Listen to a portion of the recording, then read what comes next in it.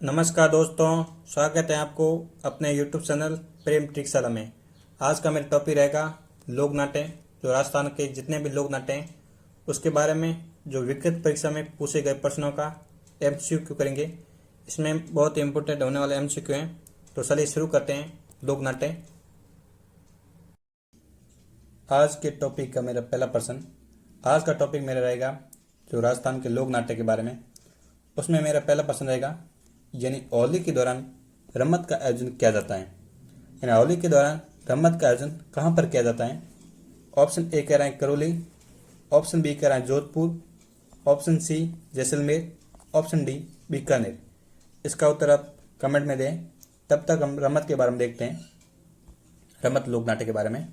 यहाँ पर हम देखते हैं रमत लोक नाट्य की बेसिक जानकारी, यानी रमत लोक नाट्य। इसमें आपको सबसे पहले क्या याद रखना है कि रमत का अर्थ क्या होता है। यानी आप लिख देते हैं रमत का अर्थ। रमत का अर्थ होता है रमना या खेलना, रमना या खेलना, ये रमत का अर्थ होता है। अब नेक्स्ट देखते हैं तो रमत का आयोजन कहाँ पर होता है। यानी आयोजन देख लेते हैं कि रमत कहाँ पर आयोजित की जाती है।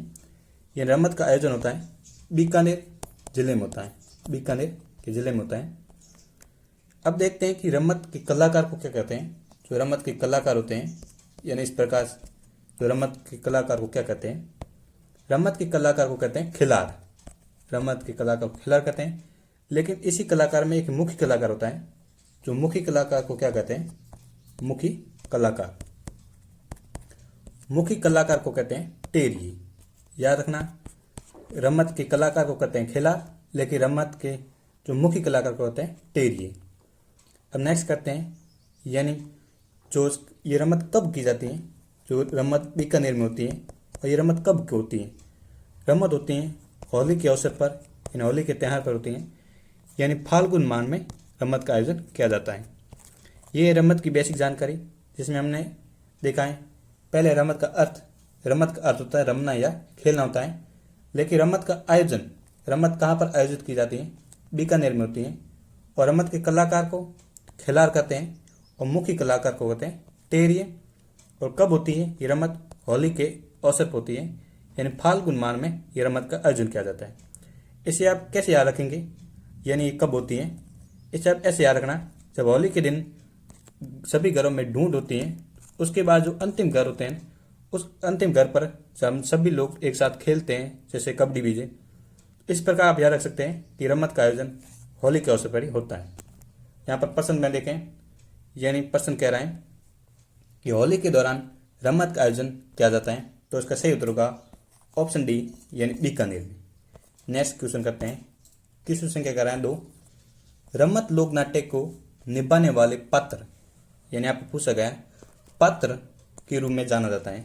जो रमत करने वाले पात्र या कलाकार को किस नाम से जाना जाता है। ऑप्शन ए कह रहा है कि शिव, ऑप्शन बी कह रहे हैं भवैया, ऑप्शन सी कह रहा है खिलाड़, ऑप्शन डी कह रहा है इनमें से कोई नहीं। तो उसका सही उत्तर होगा ऑप्शन सी, यानी खिलाड़। खिलाड़ एक पात्र है, यानी कलाकार को खिलाड़, जो एक मुख्य कलाकार होता है, उसका नाम क्या होता है, मुख्य कलाकार। मुख्य कलाकार को कहते हैं टेरिये, टेरिये। अब नेक्स्ट क्वेश्चन करते हैं। क्वेश्चन संख्या 3। क्वेश्चन संख्या 3 कह रहा है हमारा जो रमत के बारे में है, रमत एक लोक नाट्य है, उसकी विशेषता बतानी है। रमत लोक नाट्य में क्या क्या होता है, यानी उसकी विशेषता बतानी है। इसमें पहला ऑप्शन कह रहा है कि इसमें एक समुदाय विशेष के लोग ही सहभागी होते हैं। ऐसा नहीं होता है कि इसमें सिर्फ एक समुदाय के लोग भागी होते हैं, इसमें सभी समुदाय के लोग भाग लेते हैं। दूसरा ऑप्शन कह रहा है इसमें टेरिये और गायकों की प्रमुख भूमिका रहती है। हाँ, इसमें जो टेरिये जो मुख्य कलाकार होता है वो उसमें भाग लेता है। तो इस प्रकार से हमारा बी ऑप्शन सही हो गया। यानी सी ऑप्शन क्या कह रहा है, रंगमंच पर बैठे पात्र अपना प्रदर्शन देते हैं। सबसे पहले रंगमंच पर आते हैं जो रमत, जो लोक नाट्य करने वाले लोग अपना प्रदर्शन देते हैं और पुनः अपने स्थान पर जा बैठते हैं। ये भी ऑप्शन सही है। ऑप्शन संख्या 4 कह रहा है, यानी बी ऑप्शन, इसकी भाषा और क्षेत्रीय रंगत इसे एक क्षेत्र से जोड़ रखती है। यानी जो रमत करने वाले जो जितने भी पात्र होते हैं वो अपनी क्षेत्रीय भाषा बोलते हैं। इसी प्रकार इसका आयोजन बीकानेर में होता है। बीकानेर की क्षेत्रीय भाषा वहाँ की बोली जाती है। तो ये भी ऑप्शन सही है। यानी इस प्रश्न का उत्तर देखें तो उत्तर 2 सही होगा, यानी B C D. Next question करते हैं क्वेश्चन संख्या 4। क्वेश्चन संख्या 4 कह रहे हैं कि संत पीर साहली और तुकनगिरी ने 400 साल पहले मेवाड़ में किस ख्याल की रचना की। यानी ऑप्शन कह रहा है, ऑप्शन ए ख्याल बालमली, ऑप्शन बी कह रहे हैं शांत नीलगिरी, ऑप्शन डी कह रहे हैं तुरा कलंकी ख्याल, और सी कह रहे हैं और ऑप्शन डी कह रहा है मीरा मंगल। इसका उत्तर आप कमेंट में दीजिए। तब तक हम देख लेते हैं कि जो संत पीर साहली और तुकनगिरी ने जो किस ख्याल की शुरुआत करती हैं, यहाँ पर हम देखते हैं उस ख्याल का नाम है तुरा कलंकी ख्याल, यानी तुरा कलंकी ख्याल। तुरा कलंकी ख्याल है। अब देखते हैं तुरा कलंकी ख्याल के बारे में जो सामान्य जानकारी, यानी पहले हमें याद रखना पड़ेगा कि तुरा कलंकी की ख्याल की शुरुआत कहाँ से होती है। यानी शुरुआत इसकी शुरुआत होती है संदेरी एमपी। याद रखना कि संदेरी एमपी में पड़ती है। सबसे पहले भारत में इसकी शुरुआत संदेरी एमपी में होती है। और किसने इसकी शुरुआत की थी? तो संदेरी की राजा, यानी संदेरी की राजा जिसने क्या किया था, जो तुकनगिर को एक दी थी तुरा, और साहली को, यानी यहाँ पर होगा साहली, शाह अली को कलंकी दी थी, साहली को क्या दी थी? कलंकी। यानी यहाँ पर जो तुरा किसका प्रतीक है, यानी तुरा दिया हुआ है, तुरा होता है शिव जी का प्रतीक होता है, यानी शिव का, लेकिन कलंकी किसका प्रतीक है? पार्वती का प्रतीक है, पार्वती। अब हम देखते हैं कि इसकी राजस्थान में कहाँ से शुरुआत होती है। राजस्थान में शुरुआत देखें, राजस्थान में शुरुआत जो तुरा कलंकी ख्याल की राजस्थान में शुरुआत देखते हैं। राजस्थान में इसकी शुरुआत होती है निम्बाहेड़ा चित्तौड़ से होती है। राजस्थान में इसकी शुरुआत चित्तौड़ यानी मेवाड़ भी कह सकते हैं आप, यानी मेवाड़ में जो तुरा कलंकी ख्याल की शुरुआत होती है। अब नेक्स्ट देखते हैं इसकी विशेषता, तुरा कलंकी ख्याल की विशेषता देखते हैं। यहाँ पर विशेषता देख लेते हैं इसकी, यानी तुरा कलंकी की ख्याल की क्या क्या विशेषता है। विशेषता, इसकी विशेषता एक याद रखना। पहली विशेषता याद रखना, जो सभी ख्याल में इसकी विशेषता सबसे अलग अलग विशेषता है। इस ख्याल में एक मंच सजा जाता है, मंच को सजा जाता है, जहाँ पर ख्याल की जाती है वहाँ पर मंच सजा जाता है। उस मंच को क्या कहते हैं? शीश महल कहते हैं, शीश महल कहते हैं। ये इसकी बहुत ही इंपॉर्टेंट विशेषता है, जो अन्य ख्याल में इस प्रकार की विशेषता नहीं मिलेगी। दूसरी विशेषता है, इसमें जो दर्शक भाग लेते हैं, जो मंच के चारों ओर जो दर्शक होते हैं, वो बारातियों के रूप में भाग लेते हैं, बारातियों के रूप में भाग लेते हैं, रूप में क्या लेते हैं? भाग लेते हैं। ऐसा नहीं है कि दर्शक भी उसमें शामिल नहीं होते हैं, दर्शक भी भाग लेते हैं। तीसरी विशेषता है जो इसकी बहुत इंपॉर्टेंट है, जो है कि स्वाद होता है, यानी एक आपस में एक दूसरे से बातचीत होते हैं, उसको क्या कहते हैं? गम्मत या बोल कहते हैं, गम्मत या बोल कहते हैं। जो आपस में स्वाद होता है, यानी एक दूसरे से बातें होती हैं, उसको गम्मत या बोल कहते हैं। ये इस तुरा कलंकी ख्याल की विशेषता हो गई। अब इसके देखते हैं कलाकार, यानी तुरा कलंकी ख्याल के कलाकार देखते हैं, जिसमें पहले कलाकार के नाम याद रखना बहुत जरूरी है। कलाकार कौन कौन से थे, यानी एक एक कलाकार देखते हैं। तो तुरा कलंकी ख्याल के कलाकार है, पहले है हमीर बेग, यानी याद रखना हमीर बेग कलाकार हैं, और सेतनाराम सोनी जो इसके कलाकार हैं, और जयदयाल सोनी जो तुरा कलंकी ख्याल के कलाकार हैं, और नाना राम और ओकार सिंह, ये इसके जो तुरा कलंकी ख्याल के कलाकार हैं। इससे आप याद रखना, कलाकार के नाम भी याद रखना, जिसमें कौन कौन से हैं? अमीर बेग, सेतनाराम सोनी, जयदयाल सोनी, नानाराम और ओकार सिंह, ये इसके कलाकार हैं। यानी ये इसकी विशेषता होगी जो तुरा कलंकी ख्याल की। इसमें बहुत इंपॉर्टेंट विशेषता है जो अन्य ख्यालों से अलग है। इसमें एक मंच सजा जाता है जिसको शीश महल कहते हैं, और दर्शक भी भाग लेते हैं जो बारातियों के रूप में भाग लेते हैं, यानी जो ख्याल होती हैं उसको देखने वाले दर्शक होते हैं, वो बारातियों के रूप में भाग लेते हैं। इसमें आपस में बातचीत होती है जिसको गम्मत या बोल कहते हैं। यानी इसकी शुरुआत राजस्थान में कहाँ से होती है? शुरुआत देखें तो निम्बूहेड़ा चित्तौड़गढ़ से होती है। और इसकी भारत में कहाँ से शुरुआत होती है? समदेरी एमपी से होती है। और किसने शुरुआत की थी? समदेरी एमपी की राजा जिसने शुरुआत की थी, यानी तुकनगीर जो वहाँ के व्यक्ति थे, उसको तुरा देकर इस ख्याल की शुरुआत करते हैं। तुरा किसका प्रतीक होता है? शिव का। ये कई बार परीक्षा में पूछा गया है। तुरा किसका प्रतीक होता है? शिव का। और शाह अली जो वहाँ के व्यक्ति थे, उसको कलंगी देकर इस ख्याल की शुरुआत होती है। तो इन कलंगी किसका प्रतीक होता है? माँ पार्वती का प्रतीक होता है। अब हम प्रश्न पर जाते हैं। प्रश्न क्या कह रहा है? प्रश्न कह रहा है कि संत पीर साहली और तुकनगिरी ने 700 साल पहले मेवाड़ में किस ख्याल की शुरुआत की? तो उसका सही उत्तर होगा ऑप्शन सी, यानी तुरा कलंकी ख्याल। अब नेक्स्ट क्वेश्चन करते हैं। प्रश्न संख्या 5। प्रश्न संख्या 5 कह रहा हमारा, नानूराम व दूधिया राणा ने किस ख्याल से संबंधित हैं? नानूराम व दूधिया राणा दो कलाकार हैं, वो किस ख्याल से संबंधित हैं? ऑप्शन ए कह रहा है कि शेखावटी, ऑप्शन बी कह रहे हैं जयपुरी, ऑप्शन सी कह रहे हैं तुरा कलंगी ख्याल, ऑप्शन डी कह रहे हैं कुशामणि। इसका सही उत्तर आप कमेंट में दीजिए। तो इसका सही उत्तर होगा ए, यानी शेखावटी ख्याल। अब हम देखते हैं शेखावटी ख्याल के बारे में बेसिक जानकारी, यानी शेखावटी ख्याल के बारे में बेसिक जानकारी क्या क्या है। इसमें आपको याद रखना कि ये ख्याल कहाँ पर होती हैं, यानी शेखावटी ख्याल कहाँ पर होती हैं। तो इसका यानी शेखावटी ख्याल जो सिडावा, यानी सिडावा झुंझुनू, यानी सिडावा झुंझुनू में होती हैं, झुंझुनू, और खंडेला सीकर में होती हैं, खंडेला सीकर में होती हैं, खंडेला सीकर में। लेकिन ये तो होती हैं कि ये कहाँ पर होती हैं, तो याद रखना सिडावा झुंझुनू में होती हैं और खंडेला सीकर में होती हैं। और इसके जनक कौन है, यानी जो शेखावटी ख्याल है, इसके जनक याद रखना, इसके जनक हैं नानूराम राणा, यानी नानूराम राणा। अन्य कलाकार देखें तो इसके कलाकार भी याद रखना, कलाकार के नाम, कलाकार भी कई बार पूछ जाते हैं कि ये कलाकार किससे संबंधित हैं। जिस प्रकार से यहाँ पर पूछा गया है नानूराम व दूधिया राणा, तो इसके अन्य कलाकार देखें तो इसमें होते हैं दूधिया राणा और बंसी लाल और सोहन लाल, यानी सोहन लाल, ये इसके अन्य कलाकार हो गए। इस प्रकार से हमारा उसका उत्तर हो गया था शेखावटी ख्याल। अब हम नेक्स्ट क्वेश्चन करेंगे। अब हमारा जो प्रश्न संख्या 6 रहेगा, यानी पहले 5 हो चुके हैं। राजस्थान में लच्छीराम द्वारा किस ख्याल का प्रवर्तन किया जाता है? लच्छीराम का संबंध किस ख्याल से है, प्रश्न में ये कह रहा है।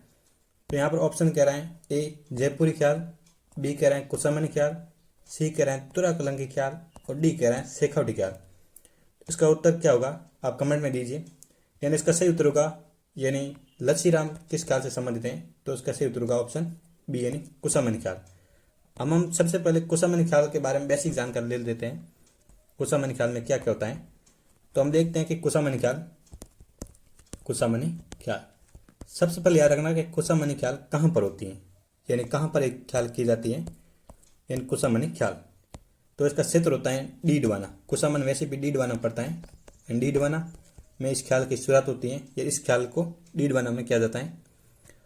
अब देखते हैं कि इस ख्याल के जनक कौन है, जो कुशामणि ख्याल के जनक। तो कुशामणि ख्याल के जनक है यानी लच्छीराम जो कुशामणि ख्याल के जनक है। और अन्य कलाकार देखें तो अन्य कलाकार कौन है? अन्य कलाकार जो कुशामणि ख्याल के अन्य कलाकार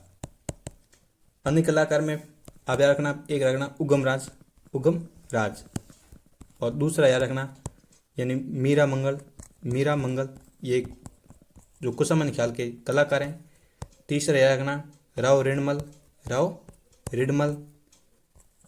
और चौथा याद रखना जो चौथा इसके कलाकार हैं गोगा सोहान। इस प्रकार से इस कुशामणि ख्याल के कलाकार कौन कौन से हैं याद रखना आप, इसमें चारों के नाम याद रखना। और जनक बहुत इंपॉर्टेंट है, इसके जनक कौन है? लच्छीराम जो कुशामणि ख्याल के जनक हैं। और ये कहाँ पर होती हैं? डीडवाना यानी कुशामणि में होती हैं। अब हम देखते हैं कि इस प्रकार उसका उत्तर होगा कुशामणि। हम इससे अन्य ऑप्शन देखें, जैसे जयपुरी ख्याल जयपुर में होती है, जयपुर में होती है। लेकिन तुरा कलंकी ख्याल कहाँ पर होती है? मेवाड़ में यानी चित्तौड़ में होती है। और शेखावटी ख्याल कहाँ पर होती है? यानी झुंझुनू और चूरू में होती है, झुंझुनू और सीकर में होती हैं, झुंझुनू और सीकर में होती हैं। अब हम नेक्स्ट देखते हैं, नेक्स्ट प्रश्न संख्या 7 देखते हैं। निम्न ख्यालों में से किस ख्याल का मुख्य चरित्र मीडिया जो कहलाता है? इन मीडिया किस ख्याल का मुख्य चरित्र? इन चरित्र यानी सूत्रधार। सूत्रधार क्या होता है? सूत्रधार होता है जैसे किसी कहानी को शुरू करने वाला जो व्यक्ति होता है, वो अपने कहानी को शुरू करने से पहले कहता है कि मेरी इस ख्याल में ये होगा, या हम इस ख्याल को इस आधार पर बनाएंगे या शुरू करेंगे, उसे कहते हैं सूत्रधार। आपने कई बार स्कूलों में आने वाले नाटक देखे होंगे जिसमें वो सबसे पहले अपने नाटक का जो विषय बताता है उसी को सूत्रधार कहते हैं। यहाँ पर ऑप्शन देखें, ए यानी जयपुर ख्याल, बी यानी हेला ख्याल, सी यानी कन्हैया ख्याल और डी यानी तुरा कलंगी ख्याल। तो इसका सही उत्तर होगा ऑप्शन सी यानी कन्हैया ख्याल। कन्हैया ख्याल में सूत्रधार होता है, उसको हम कहते हैं मीडिया। तो इसमें सबसे पहले हम देखते हैं कन्हैया ख्याल के बारे में। कन्हैया ख्याल क्या है उसके बारे में देखते हैं। यहाँ पर लिख देते हैं कन्हैया ख्याल। कन्हैया ख्याल, कन्हैया ख्याल में आपको क्या क्या याद रखना है कि कन्हैया ख्याल सबसे पहले याद रखना कहाँ पर होती है। कन्हैया ख्याल राजस्थान में कहाँ पर होती है? राजस्थान का आपने मैप देखा ही होगा, इस प्रकार से राजस्थान का मैप, राजस्थान का इस प्रकार मैप होता है ना, जहाँ पर यहाँ पर जिले होते हैं जैसे सवाई माधोपुर, धौलपुर, करौली। यहाँ पर कन्हैया ख्याल होती है, यानी हम लिख देते हैं कि कहाँ पर होती है?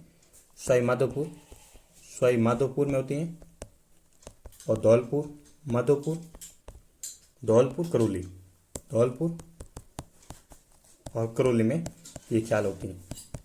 यानी कहाँ पर होती हैं? तो क्षेत्र याद रखना, सवाई माधोपुर, धौलपुर, करौली में जो कन्हैया ख्याल पर होती हैं।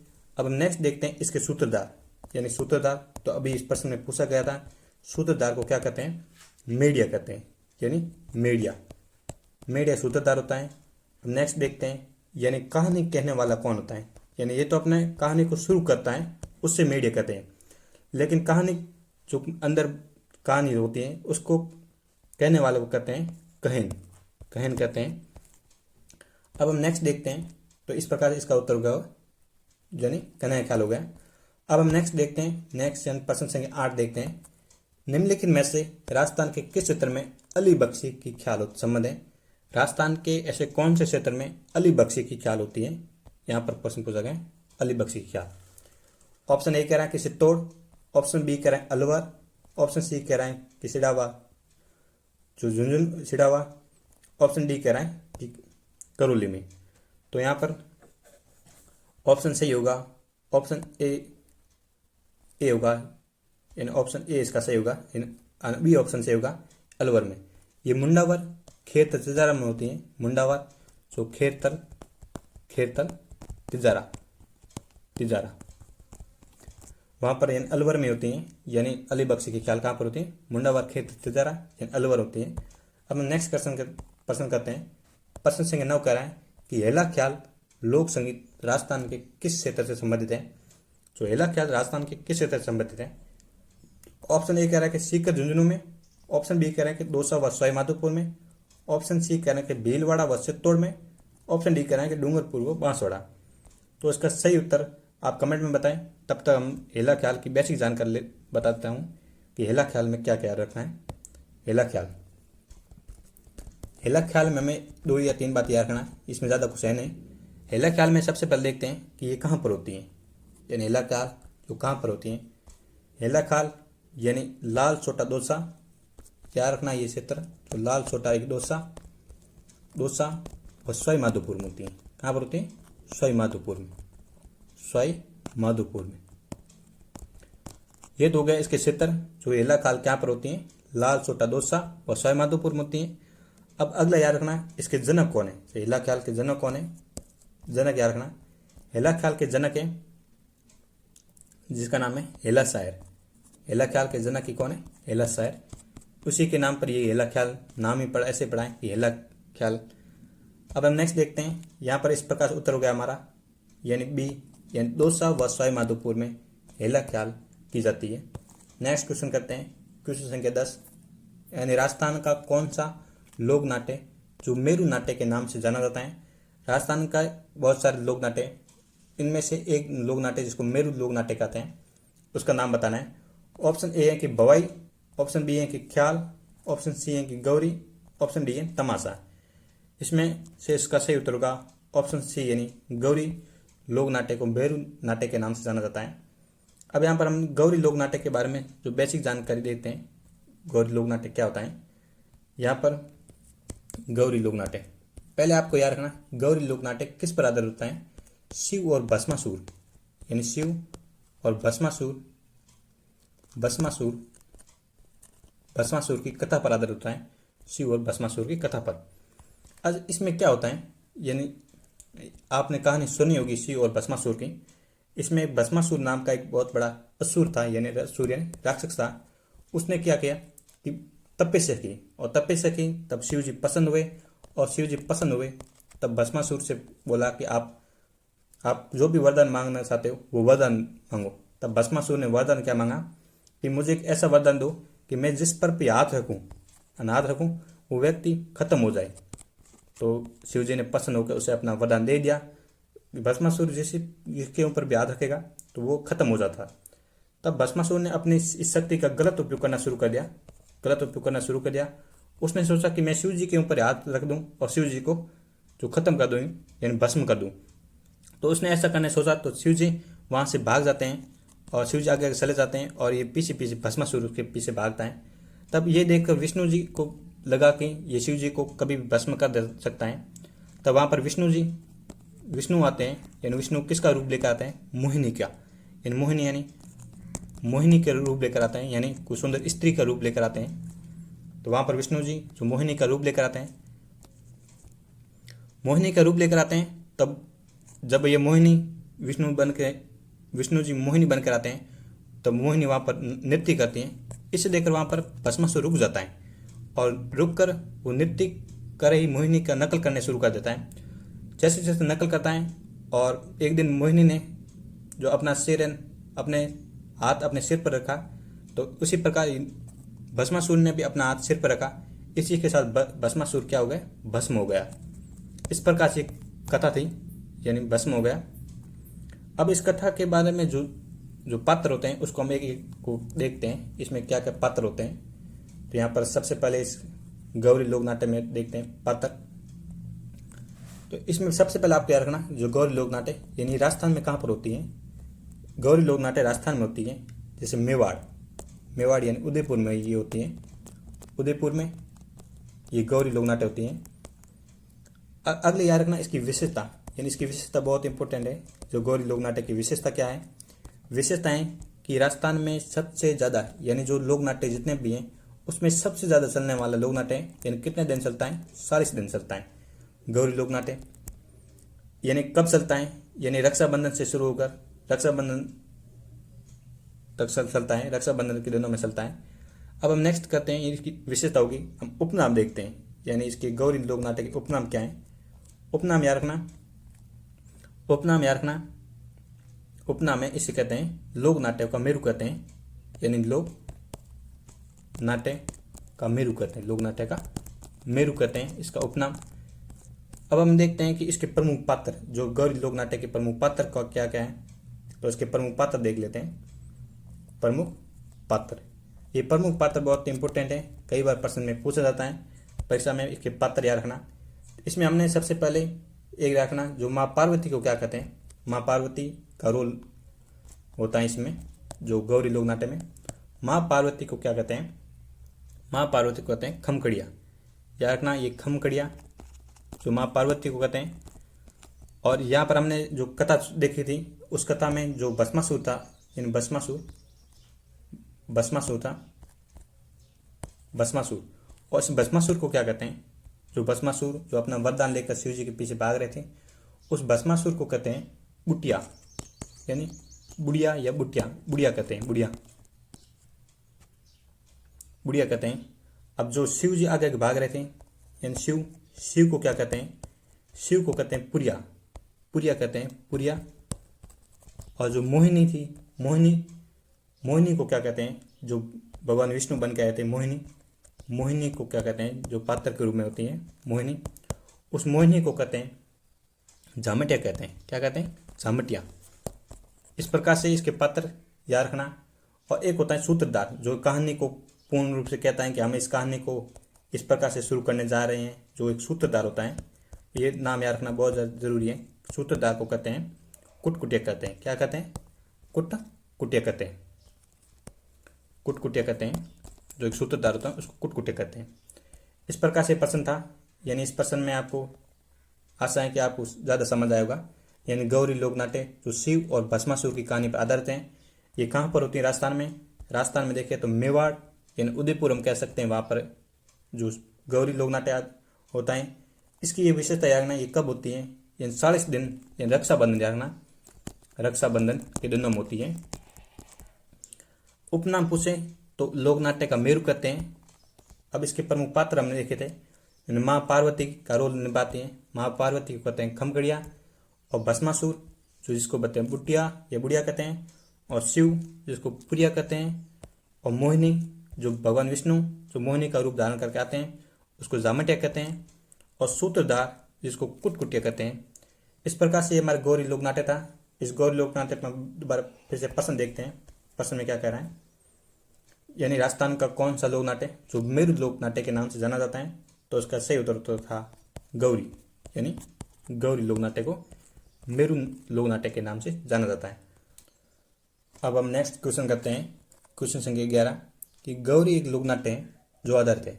जब हमने गौरी लोक नाट्य को पढ़ा था उसमें जो किस पर आधारित है, यहाँ पर ऑप्शन ए कह रहे हैं कि कृष्ण व कंस की कथा पर, ऑप्शन बी कह रहा है कि हीर व रांझा की कथा पर, ऑप्शन सी कह रहा है कि शिव व भस्मासुर की कथा पर, या ऑप्शन डी कह रहा है कि प्रताप व अकबर की कथा पर। तो इसका सही उत्तर था ऑप्शन सी, यानी शिव और भस्मासुर की कथा पर जो गौरी लोक नाट्य आधारित है, गौरी लोक नाट्य। अब हम नेक्स्ट क्वेश्चन करते हैं, क्वेश्चन संख्या 12।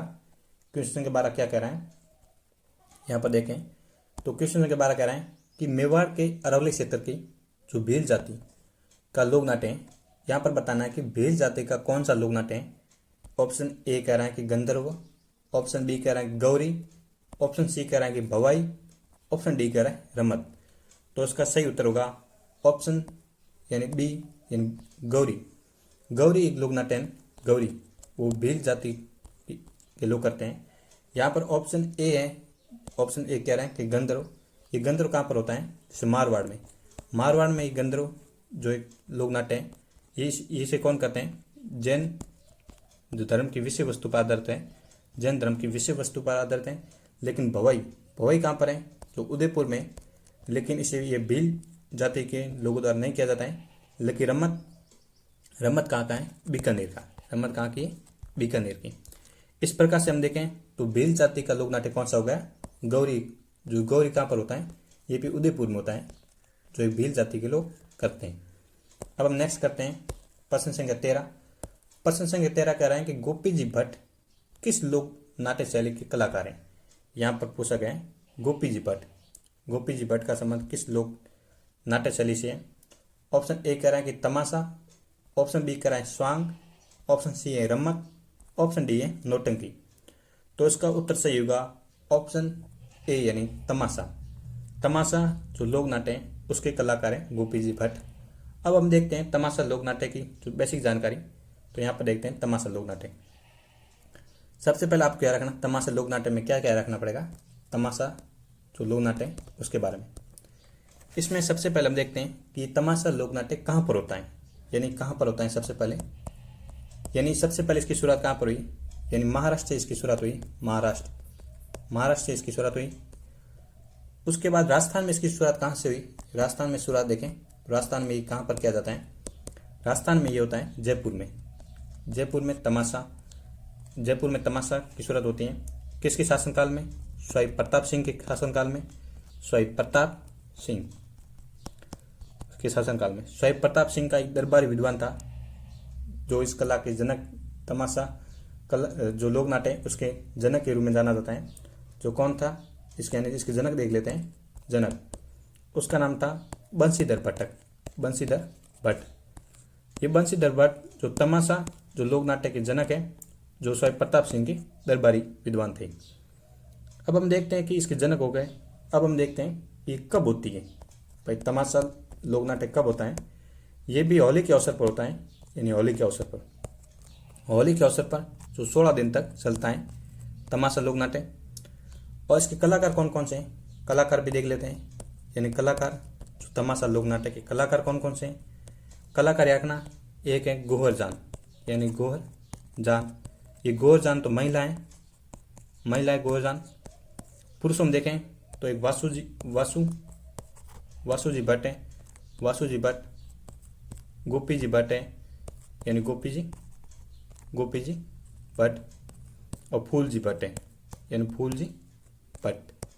इस प्रकार से इसके कलाकार हो गए जो तमाशा लोक नाट्य के कलाकार, जिसमें याद रखना एक है गोहर जान और दूसरा है वासु जी भट्ट, तीसरा है रखना गोपी जी भट्ट और चौथा है फूल जी भट्ट।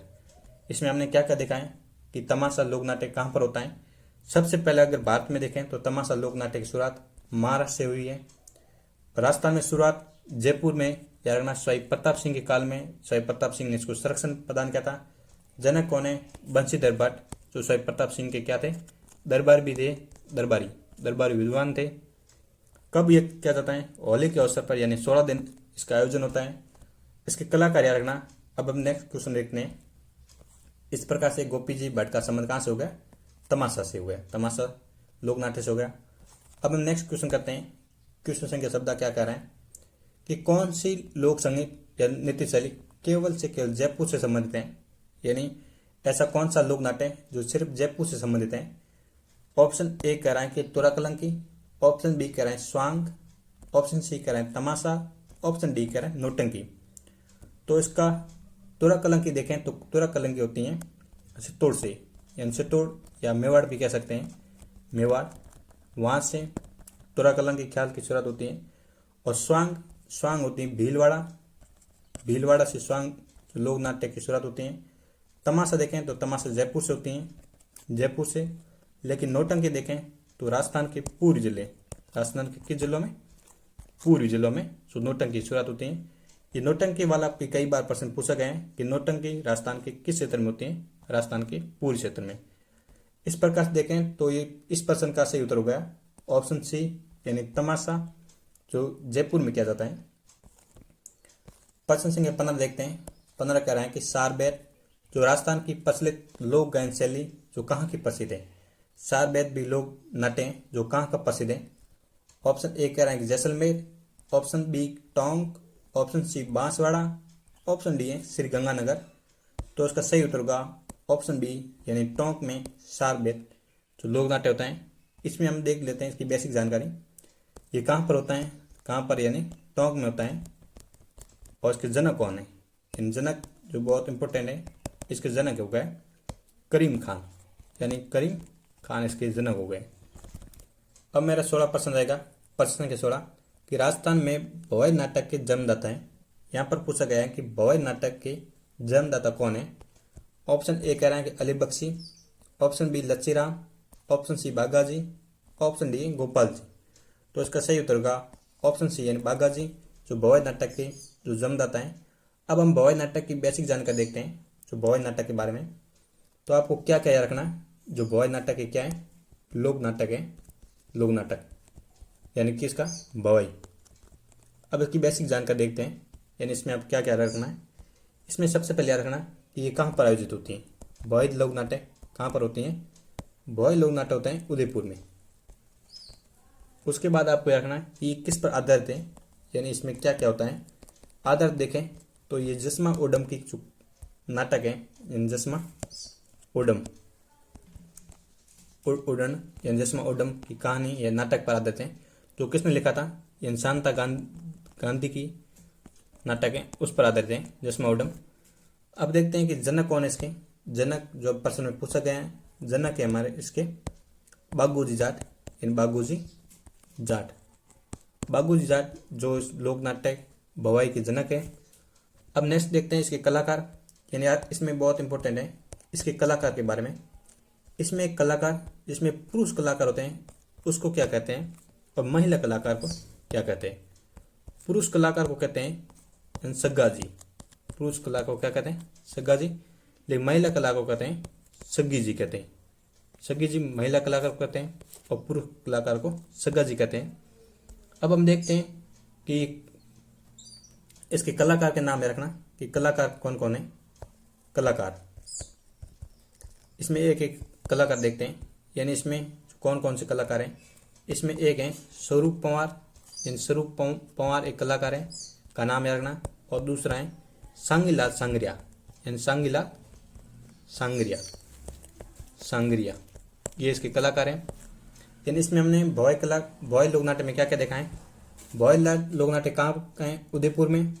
किस पर आधारित है, जसमा उड्डन यानी शांता गांधी के नाटक पर आधारित है।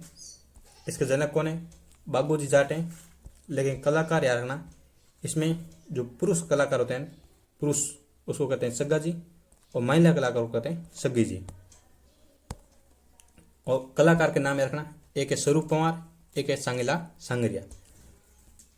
ये प्रश्न था, यानी राजस्थान में जो भोय नाटक की जन्मदाता बागाजी, इसके बागाजी जाट इसके क्या है, जो जन्मदाता है। अब हम देखते हैं प्रश्न संख्या 18वां प्रश्न कह रहे हैं कि अंतर्राष्ट्रीय स्तर पर ख्याति प्राप्त जानकीलाल भांड का संबंध किस लोक नाट्य से है। जानकीलाल भांड का संबंध किस लोक नाट्य से है। Option A Rammat, option B Swang, option C Gauri, option D नौटंकी।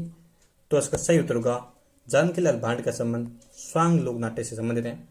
स्वांग लोक नाट्य की हम बेसिक जानकारी देखते हैं। इसमें याद रखना,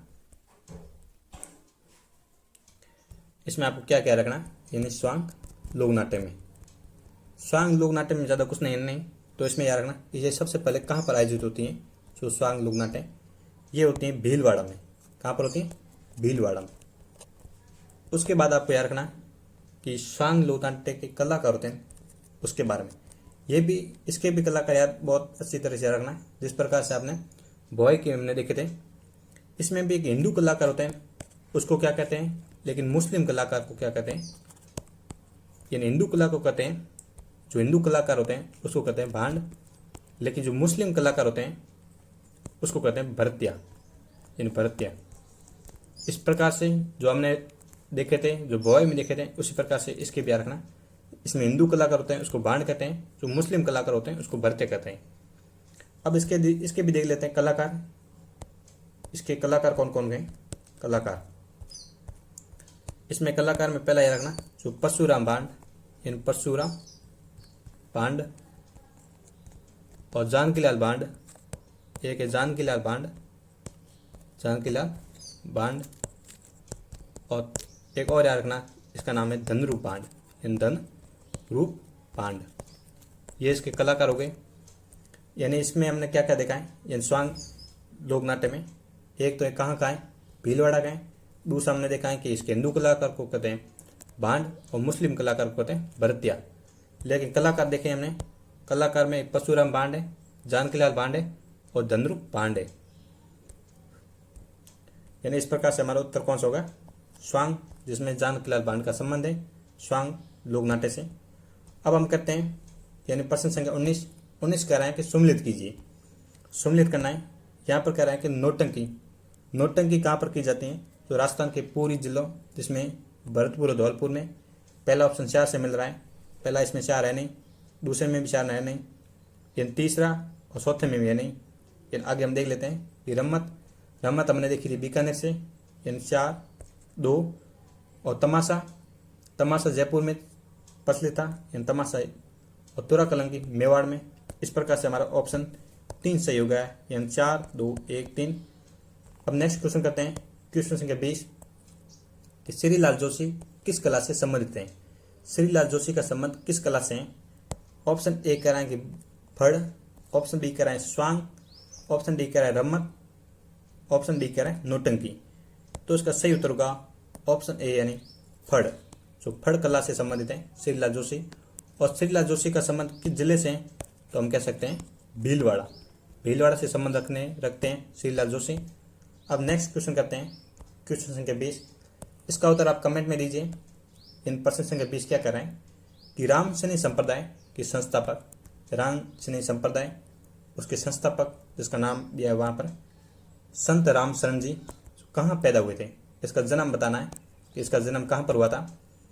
ऑप्शन ए है कि सोडा जो डिग्गी में, ऑप्शन बी शाहपुरा भीलवाड़ा में, ऑप्शन सी नगला भरतपुर में, ऑप्शन डी कह रहा है मुकाम बीकानेर में। इसका उत्तर आप कमेंट में दीजिए। अगर वीडियो आपको अच्छा लगा तो इस वीडियो को लाइक करें, शेयर करें और कमेंट करना ना भूलें।